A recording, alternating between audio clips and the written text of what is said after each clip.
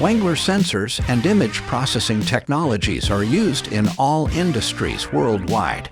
But their reliability, performance, and quality promise are not only demonstrated in the smart factories of our customers.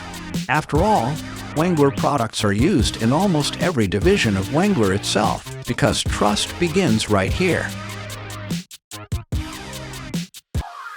In analog testing machines, trays are equipped with high-tech sensors, which then undergo functional testing.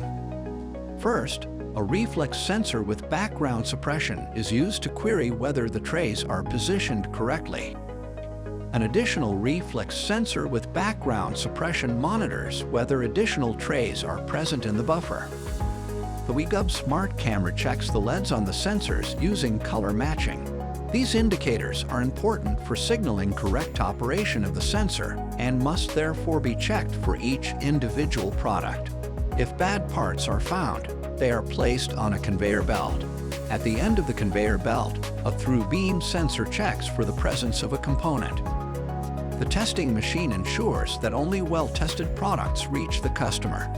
Top quality assurance.